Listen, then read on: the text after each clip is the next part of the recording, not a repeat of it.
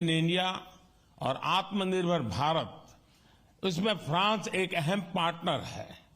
आज हम रक्षा के क्षेत्र में भारत में नई टेक्नोलॉजी के को प्रोडक्शन और को डेवलपमेंट पर बात करेंगे।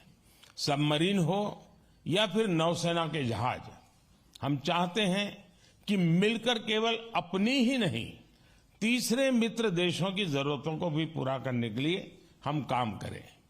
हमारी डिफेंस स्पेस एजेंसीज के बीच सहयोग बढ़ाने की संभावनाएं हैं। फ्रांस की कंपनियों द्वारा MRO facilities, spare parts, helicopter के लिए इंजन का प्रोडक्शन भी भारत में किए जाने पर हम आगे बढ़ रहे हैं। हम इसमें हमारे सहयोग को और सशक्त करने पर बल देंगे।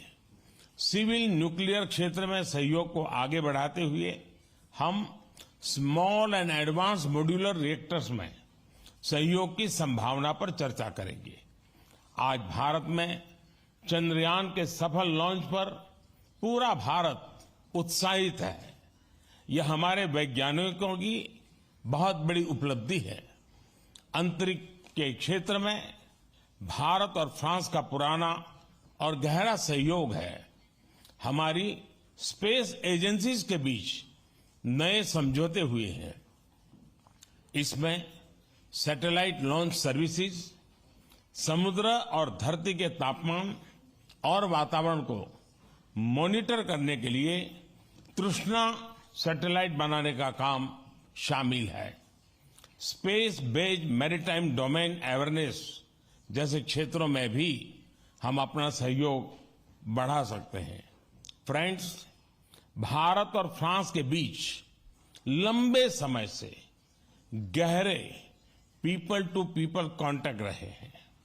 हमारी आज की चर्चाओं से ये संबंध और मजबूत होंगे।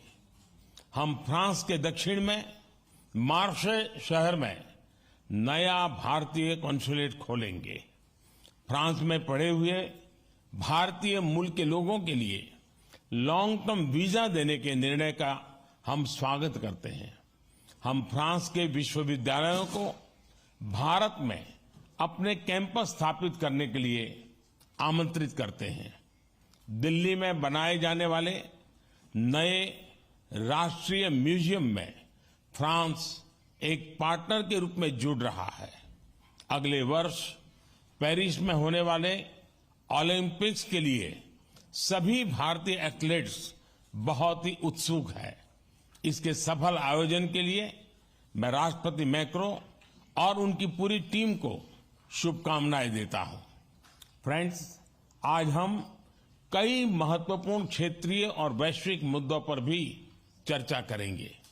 इंडो पैसिफिक के रेसिडेंट पावर्स के रूप में इस क्षेत्र में शांति और स्थिरता के लिए भारत और फ्रांस की विशेष जिम्मेदारी है। हमारे सहयोग को एक रचनात्मक स्वरूप देने के लिए हम इंडो पैसिफिक कोऑपरेशन रोडमैप पर काम कर रहे हैं। Indo Pacific triangular development cooperation fund के प्रस्ताव पर भी दोनों पक्ष में चर्चा में है। इससे पूरे क्षेत्र में स्टार्टअप्स और इनोवेशन को बढ़ावा देने के नए अवसर खुलेंगे। भारत के इंडो पैसिफिक ओशन इनिशिएटिव्स में फ्रांस द्वारा मैरीटाइम रिसोर्स पिलर को लीड करने के निर्णय का हम स्वागत करते हैं।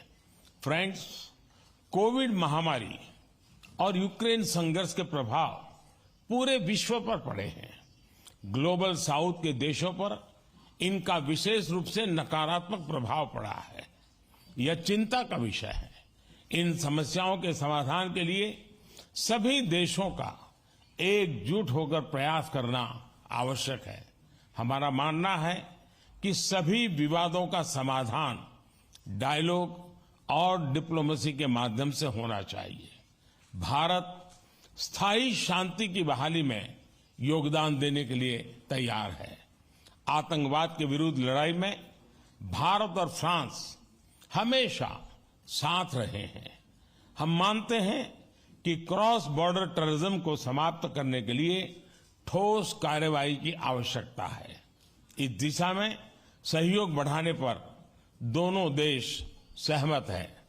राष्ट्रपति मैक्रो इस वर्ष G20 समिट के दौरान आपका भारत में स्वागत करने के लिए मैं और सभी भारतवासी बहुत ही उत्सुक हैं।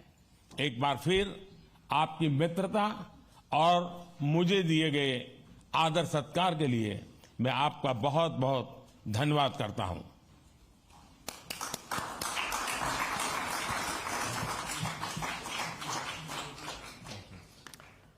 That's Prime Minister Narendra Modi and President Macron of France in that joint press statement after a meeting, and the Prime Minister being awarded the Legion of France award, which he dedicated to India, and every Indian spoke about all the achievements that India has made and the strategic partnership that has